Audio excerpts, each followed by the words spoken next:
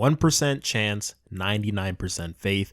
Jujutsu Kaisen chapter 235 has Sukuna fans fighting for their lives. The conclusion of the Shinjuku showdown is here, or is it? So loyal, so trusting, always by my side! Similar to the last chapter, this one is definitely one of my favorites in this fight. Let's focus on the peanut gallery yapping, and we got narration of Gojo's voltage ramping up while Sukuna is experiencing fear for the first time in 1,000 years. He's realizing he's not built for this era. It gives a very similar feel to the 120% moments throughout the series, and the polar opposites between the two's mental state throughout the fight is setting up to what I believe is going to be the overarching story, but more of that later. The rest of the chapter is pretty much like Gojo glazing for Geje, and like Geje, I get it. The light skin makes you sales, but bro, like, wipe it up when it's done, please, man. He's doing too much. But Gojo playing like 40 chess with hollow purple is really creative, so I can't even hate it, really. That crossover was mean as hell. Get off that nigga dick, bro. What is you doing? What? No, you right. I was dick riding. But I don't really understand why people were so surprised or like up in arms about the events of this chapter. The previous chapter literally tells us that in the next 40 seconds, Gojo's hollow purple will cut through Shinjuku. So, like, we all knew Gojo was gonna get the spotlight in this chapter. Again, I don't know why people are surprised, but yeah, Gojo's got like Sukuna in checkmate right now, and it's, you know, it's not looking too good. And with Kusakabe's statement, like, the community has now made the verdict that Sukuna's lost, making him the biggest fraud in shonen manga. But this is Jujutsu Kaisen, where things really ever go well for the heroes with happy endings. So, you know, you might be saying, yo bro, you're coping, you're in denial, you don't see the vision, but I don't think it's over. And this is not really like agenda talking or anything like that. It just feels off. Like, Geje, I'm familiar with your game, bro. Trust me, I know what you're doing, bro.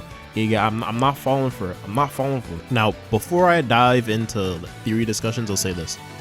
If this truly is the end of Sukuna, Sukuna has nothing left to utilize, like no black box, no Yorozu's gift, no underhanded rat tactics last second, then he has to go down as one of the most underwhelming antagonists in recent manga history. Because if we're being serious, and again, remove agendas for a day, I know that sounds crazy coming from me, but you know, we can be jokey here and still be serious at the same time. There are a lot of reasons why you shouldn't feel safe for Gojo right now. A lot of people are suspecting that Lenjaku, for whatever reason, is going to appear and snipe Gojo and save Sukuna, and I'm being completely honest, that would be garbage. Because in chapter 222, Lenjaku states that while Sukuna fights Gojo, he has a chance to start picking off culling game players, and then like further saying that in the event that Gojo loses, which is, let's be honest here, most likely won't happen, Jujutsu Kai has to like immediately jump Sukuna to even have a chance to win. So this is like Geje's way of kind of like foreshadowing what's gonna happen, and I highly doubt like that dialogue is just there for no reason. Like, we can use a time frame of like certain events in the fight. Like, we get some time frames in the fight, so I'll speculate like the fight's been going on for like 15-25 minutes. So from like a logical standpoint, this Sukuna versus Gojo fight hasn't even lasted an hour. Like, please listen to how insane this sounds.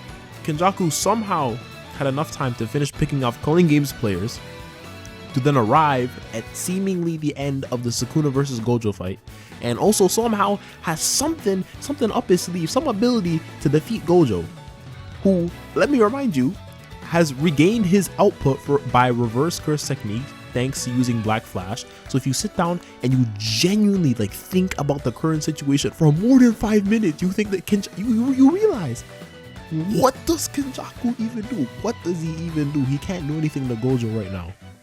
Like, the dude even states, if he left Sukuna's side before this battle, Gojo is appearing and one-tapping him. Like, I don't get it, man. The agenda has to go. You have to accept it, bro.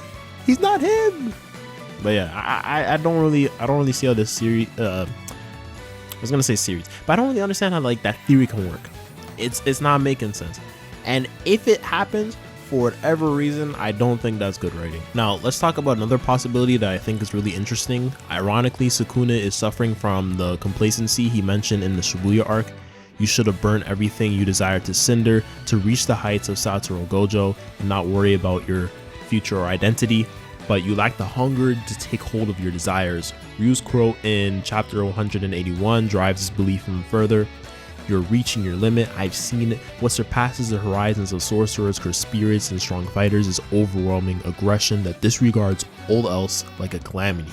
This all ties in with chapter 234, where Gege uses the peanut gallery to tell us that Sukuna is in a position where he has to hold back certain elements to have the best chance of success in the future. And that mentality is not welcome in the fight between the strongest, with Gojo already experiencing that sense of fulfillment in this fight. And I believe it's time for Sukuna to go through that development as well. To have Sukuna go through a similar development to his host, kind of similar, like a similar development like Megumi, I think that'd be pretty poetic. And I can definitely see Gege going down this route, and I believe Sukuna will go through his own form of enlightenment, and that's when we'll get to see his original form. Hopefully it's not like the meathead shit with Maki, and it's not like a meathead enlightenment, but you know, we'll see. Game is game, man.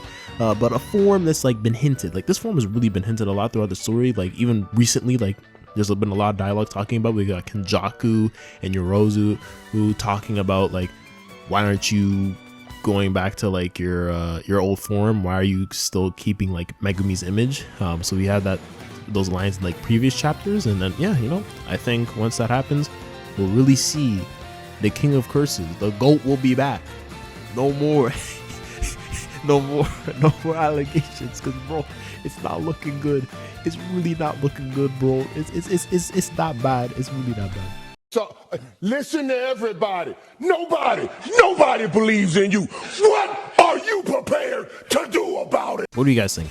Is it over for Sukuna, or are we about to witness one of the most underhanded rat tactics in history?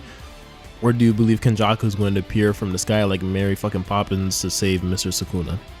The next JJK chapter, I will say those, where all the agendas are gonna die. We're gonna see, man. It's gonna be nasty, and I'm there for the chaos, man. I'm gonna have a good time.